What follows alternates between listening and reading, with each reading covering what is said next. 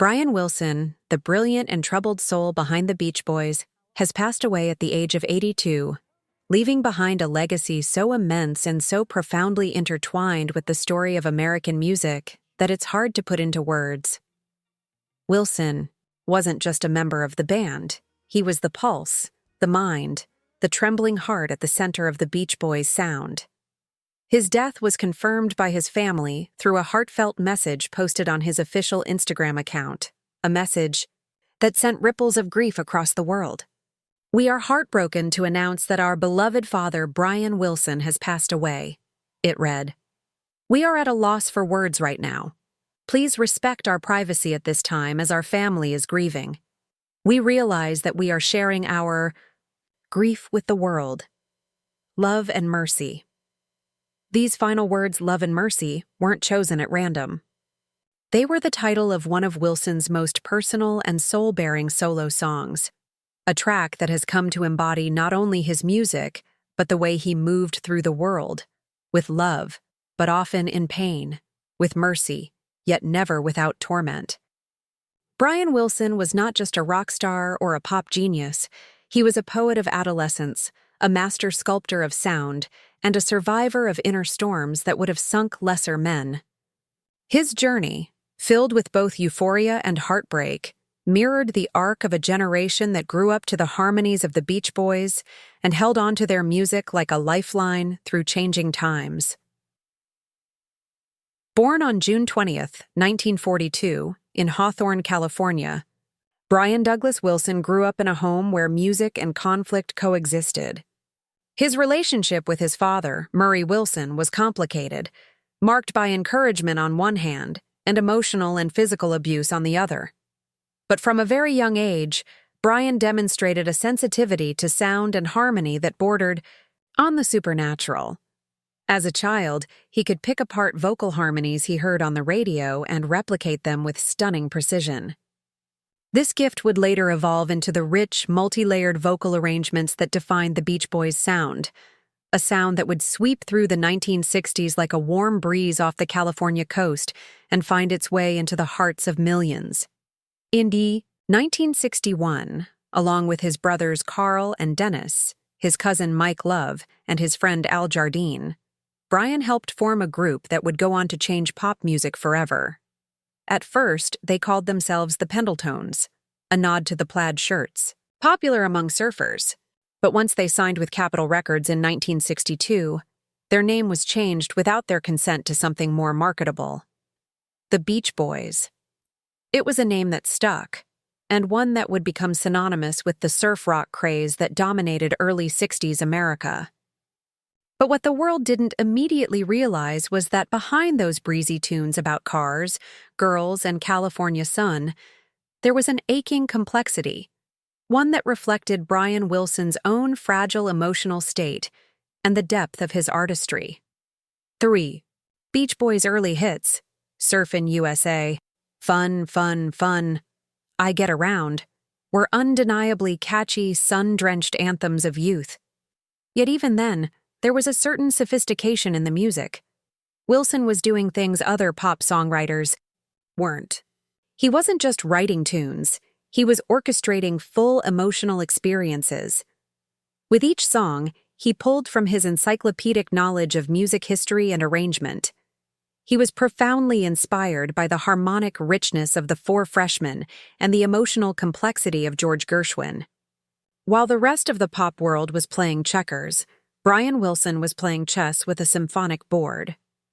By 1965, Wilson had become the first true auteur in pop music.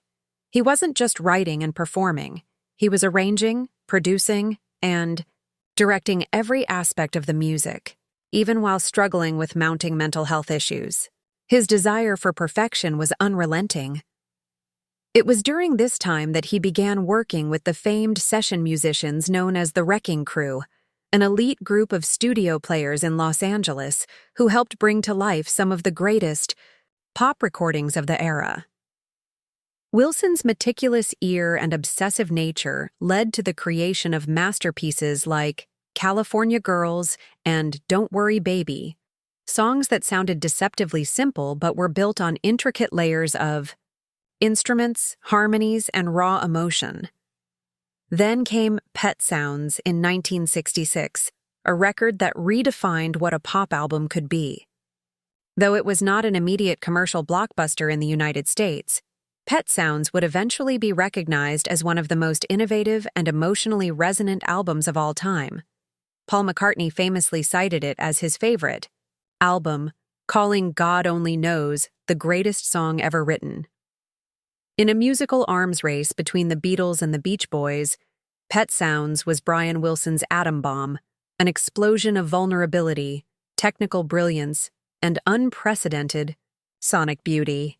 But genius often walks hand in hand with instability. As Wilson pushed himself further creatively, he also began to crumble psychologically. The pressure to top Pet Sounds drove him into a state of near paralysis. He famously began working on a follow-up album called Smile, a sprawling, psychedelic symphony that was meant to transcend everything he and the band had done before. But the project fell apart amid internal band tension, Wilson's deepening depression, and his growing dependency on drugs. For decades, Smile remained an unfinished masterpiece, a symbol of both Wilson's genius and his downfall. By the 1970s, Brian had all but retreated from public life, often spending months at a time in bed, engulfed by paranoia, auditory hallucinations, and a sense of hopelessness that would shadow him for years. While the Beach Boys continued to tour and release albums, Brian became a ghost of himself. At times, his reclusiveness bordered on mythic. Stories circulated of him wandering his mansion in a bathrobe, or being unable to leave his bed for weeks. His mental illness was compounded by the exploitation of those around him, most notoriously by Dr. Eugene Landy, a controversial psychologist who took legal control over many aspects of Wilson's life for years, including his finances and creative output. Yet even in his darkest moments, the flame of creativity never truly died. In the 1980s and 1990s, Wilson slowly began to emerge from the shadows.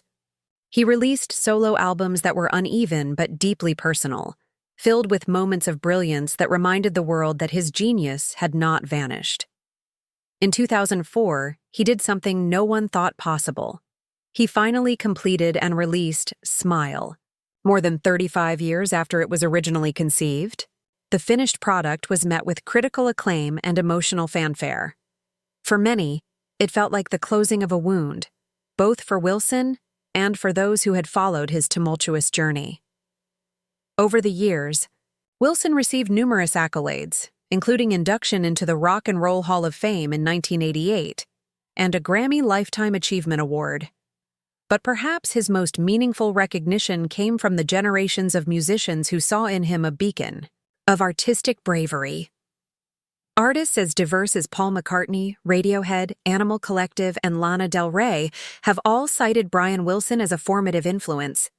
He was a man who took pop music, a genre so often dismissed as superficial, and infused it with spiritual longing, emotional depth, and unprecedented sonic beauty. In later life, Wilson became something of an elder statesman for pop music, still battling his demons but also performing again, smiling more often and speaking candidly about his struggles with mental illness.